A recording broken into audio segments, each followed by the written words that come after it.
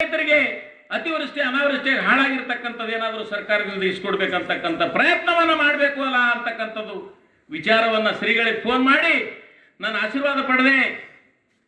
ಆ ದಿನ ಒಂದು ಹೋರಾಟ, ಸುಮಾರು 200-300 ಎತ್ತಿನ ಗಾಡಿ, ಒಂದು 100-200 ಟ್ರ್ಯಾಕ್ಟರ್ ತೆಗೆದುಕೊಂಡು ಹೋಗಿ ಮಾನ್ಯ ಕಲಬುರಗಿಯ ಜಿಲ್ಲಾ ಕಚೇರಿ ಅಂತಕ್ಕಂಥದ್ದು ಮಿನಿ ವಿಧಾನಸೌಧದ ಎದುರುಗಡೆ ಬಿಟ್ಟು ಅಲ್ಲೇ ಊಟ ತಿಂಡಿ ಎತ್ತುಗಳಿಗೆ ಮೇವು ಹಾಕಿ ರೋಡಿನ ಮೇಲೆ 3 ದಿನಗಳ ಕಾಲ ಅಲ್ಲಿ ನಾವು ಮಲ್ಕೊಂಡು ಬಿಟ್ಟೇವು ರೈತರನ್ನು ತಗೊಂಡು ಹೋಗಿ. ಯಾಕಪ್ಪ ಅಂದ್ರೆ ನನಗೆ ಯಶಸ್ವಿ ಆಗ್ಬೇಕು. ಜಿಲ್ಲಾಧಿಕಾರಿ ಗೊತ್ತಿತ್ತು, ಹೇಳಿದ್ರು. ಅಲ್ಲಿ ದಯಾನಂದ ಪಾಟೀಲ್ ನೇತೃತ್ವದಲ್ಲಿ ಇರ್ತಕ್ಕಂಥ 16,000 ಜನ ರೈತರು ಎತ್ತಿನ ಬಂಡಿ ರೋಡಿನ ಮೇಲೆ ಬಿಟ್ಟು ಅಲ್ಲೇ ದನಗಳಿಗೆ ನೀರು ಮೇವು ಅಲ್ಲೇ ವಿಧಾನಸೌಧ ಎದುರುಗಡೆ ಮಲ್ಕೊಂಡಿರ್ತಕ್ಕಂಥದ್ದು ಇದೆ ಅಂತಕ್ಕಂಥದ್ದು ಪ್ರಚಾರವನ್ನು ದೊಡ್ಡ ಗಾತ್ರದಲ್ಲಿ ರಾಜ್ಯಕ್ಕೆ ಗೊತ್ತಾಯಿತು. ಆವಾಗ ಕಾಂಗ್ರೆಸ್ ಸರ್ಕಾರದಲ್ಲಿ ಇರ್ತಕ್ಕಂಥ ಸಿದ್ದರಾಮಯ್ಯನವರು ನಮ್ಮನ್ನು ಕರೆದು ಮಾತಾಡಿಸಿದರು. ಸನ್ಮಾನ್ಯ ಉಸ್ತುವಾರಿ ಮಂತ್ರಿಗಳಾದಂಥ ಪ್ರಿಯಾಂಕ್ ಖರ್ಗೆ ಅವರು, ಶರಣ ಪ್ರಕಾಶ್ ಪಾಟೀಲ್ರು, BR ಪಾಟೀಲ್ರು, MI ಪಾಟೀಲ್ರು, ಅಲ್ಲಂ ಪ್ರಭು ಪಾಟೀಲ್ರು ಎಲ್ಲರೂ ಸೇರಿ ನಮ್ಮನ್ನು ಮಾತಾಡಿಸಿ ಅಷ್ಟಕ್ಕಷ್ಟೇ ದೂರ ಆಗ್ತಕ್ಕಂಥ ವ್ಯವಸ್ಥೆ ಆಯಿತು. ಆ ಟೈಮ್ನಲ್ಲಿ ನಿಜವಾಗಿ ಹೇಳಬೇಕಾದ್ರೆ ಶರಣರು ನಾವು ಅಭಿನವ್ ಶ್ರೀಗಳನ್ನು ನೆನೆಸಿದ್ದೇನೆ ವಿಧಾನಸೌಧದಲ್ಲಿ. ಇವತ್ತು ನಮಗೆ ಅನ್ಯಾಯ ಆಗ್ತಲ್ಲ ಸರ್ಕಾರ, ಈ ಬಡ ರೈತರನ್ನ ಯಾರು ನೋಡ್ತಾ ಇಲ್ಲ ಅಂತಕ್ಕಂಥದ್ದು. ಬಹುಶಃ ಅಲ್ಲಿ ವಿಧಾನಸಭೆ ಹೊರಗಡೆ ಇಲ್ಲಿರ್ತಕ್ಕಂಥ ಎಲ್ಲ ಮಾಧ್ಯಮದ ಸ್ನೇಹಿತರಿದ್ರು. ಅಲ್ಲಿ ಎಲ್ಲರೂ ಪೊಲೀಸ್ನವರು ಅಲರ್ಟ್ ಆಯ್ತು. ಈ ತರ ಒಬ್ಬ ರೈತ ಬಂದು ವಿಧಾನಸಭೆಯಲ್ಲಿ ಗಲಾಟೆ ಮಾಡ್ತಾ ಇದ್ದಾರೆ ಹಾಗೆ ಅಂತಕ್ಕಂಥ ಪ್ರಶ್ನೆ ಬಂದಾಗ ಪತ್ರಿಕಾಗೋಷ್ಠಿಯಲ್ಲಿ ಸರ್ಕಾರ ನಮಗಿಲ್ಲ, ರೈತರ ಪರವಾಗಿಲ್ಲ, ಅತಿವೃಷ್ಟಿ ಅನಾವೃಷ್ಟಿ ಹಾಳಾಗಿರ್ತಕ್ಕಂಥ ರೈತರನ್ನ ಇವತ್ತಿನ ದಿವಸ ಎತ್ತಿ ಹಿಡಿಲಾರ್ದಂತ ಸರ್ಕಾರ ಬೇಕಾ ಅಂತಕ್ಕಂಥದ್ದು ಮನವೊಂದು ಹೊರಗೆ ಬಂದೆ. ಸುಮಾರು ಜನ ಪತ್ರಿಕಾದವರು ಇದ್ರು.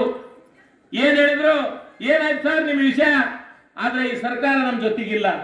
ಕಳಕಳಿಯಿಂದ ಆ ಟೈಮ್ನಲ್ಲಿ ಅಭಿನವ್ ಶ್ರೀಗಳನ್ನು ಸ್ವಲ್ಪ ನೆನೆಸಿದೆ ನಾನು. ನೆನಪು ಬಂತು. ಯಾಕೆ ಬಂತು? ಅವರಲ್ಲಿ ಇರ್ತಕ್ಕಂಥ ವ್ಯಕ್ತಿತ್ವ, ಅವರಲ್ಲಿ ಇರ್ತಕ್ಕಂಥ ದೃಢ ಸಂಕಲ್ಪ ಈ ತಾಲೂಕಿಗಷ್ಟೇ ಅಲ್ಲ.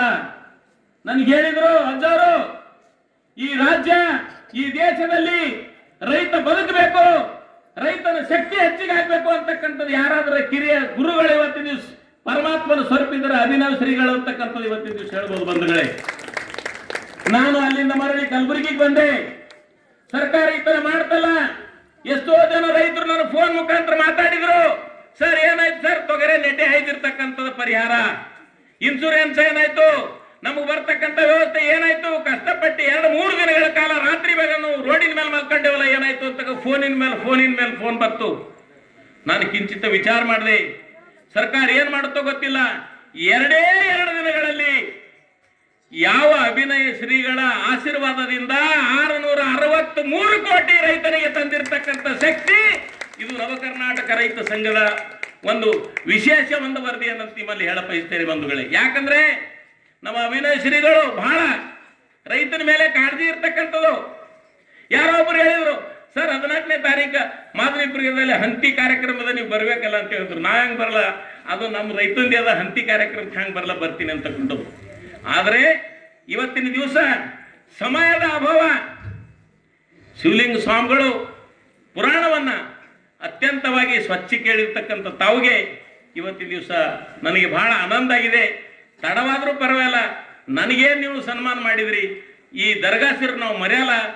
ನಿಮ್ಗೆ ಏನಾದರೂ ನಾವು ಇವತ್ತ ಶಿಷ್ಯರಾಗಿ ದುಡಿಕೆ ನಾವು ತಯಾರಿದ್ದೇವೆ. ನಮ್ಮ ಜೊತೆಗಾರರೆಲ್ಲರೂ ನಮಗೆ ಆಶೀರ್ವಾದ ಮಾಡಿ, ಶರಣರ ಆಶೀರ್ವಾದ ಈ ರೈತನಿಗೆ ಇರಲಿ ಅಂತಕ್ಕಂಥದ್ದು ಆಶಾಭಾವನೆ ಇಡ್ತಾ ಇವೆ. 2 ಮಾತುಗಳು ಮುಗಿಸ್ತೇನೆ. ಜೈ ಹಿಂದ್, ಜೈ ಕರ್ನಾಟಕ.